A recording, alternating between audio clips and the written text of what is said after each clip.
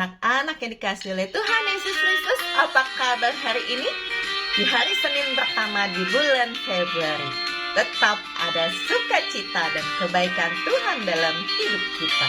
Bersukacitalah. Bersukacitalah selalu, tunjukkan wajah gembiramu. Lihat teman di kanan kiri dan di sekitarmu, berikan salam damai, karena kasih karunia serta pengampunannya diberi.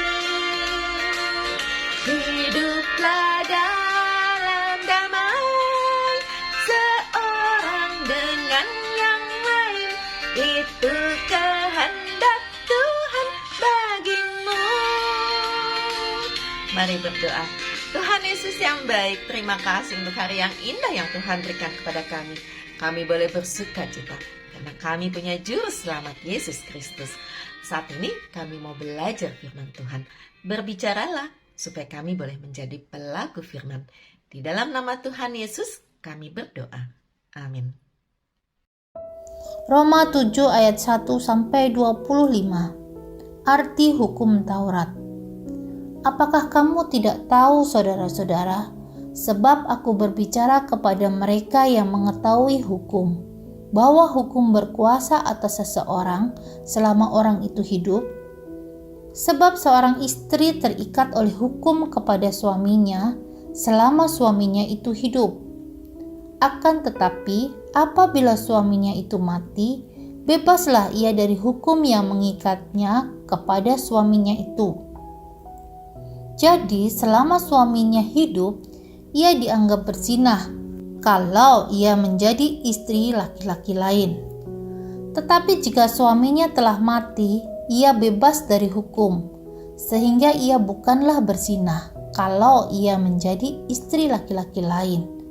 Sebab itu, saudara-saudaraku, kamu juga telah mati bagi hukum Taurat oleh tubuh Kristus, supaya kamu menjadi milik orang lain, yaitu milik Dia, yang telah dibangkitkan dari antara orang mati, agar kita berbuah bagi Allah.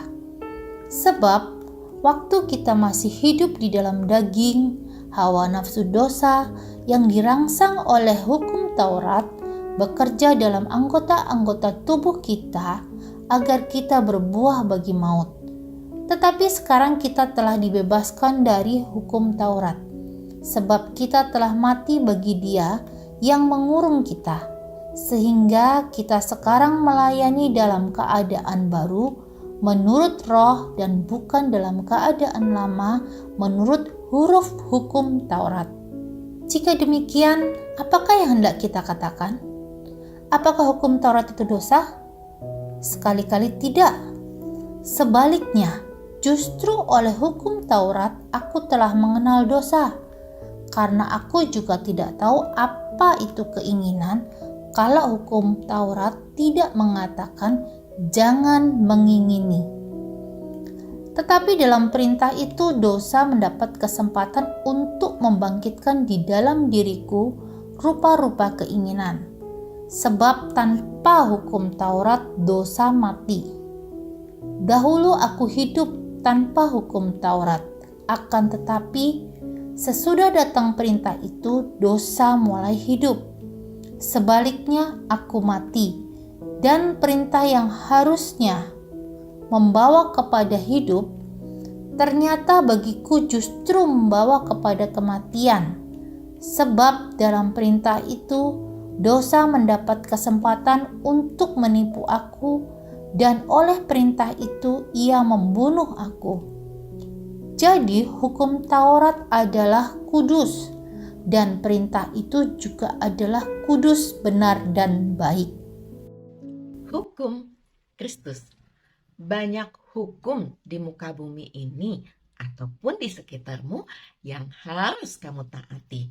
Misalnya, berjalan kaki harus di sebelah kiri, dilarang membuang sampah sembarangan, masuk sekolah tepat waktu, dilarang mencelakai orang lain, dan masih banyak lagi hukum-hukum yang ada.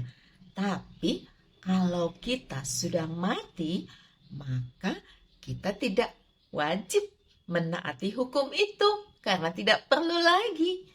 Paulus menulis, kita sudah mati bagi hukum Taurat. Itu sebabnya kita tidak wajib menaati hukum Taurat lagi. Sekarang kita hidup dalam Kristus, maka kita wajib tunduk pada Kristus. Mari berdoa. Tuhan Yesus, ajar kami untuk tunduk kepada Kristus Sang Juru Selamat, sehingga kami boleh melangkah di dalam iman, di dalam setiap hari kehidupan kami. Di dalam nama Tuhan Yesus kami berdoa. Amin. Anak-anak yang dikasihi oleh Tuhan Yesus Kristus, saat ini kita harus tunduk pada hukum Kristus. Dan hukum Kristus itu adalah kasih. Kasihilah Tuhan Allahmu dengan segenap hati. Dan kasihilah sesamamu manusia seperti dirimu sendiri.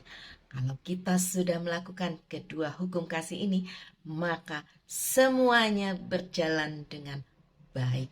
Percayalah, Tuhan Yesus mengasihi kita semua. Amin.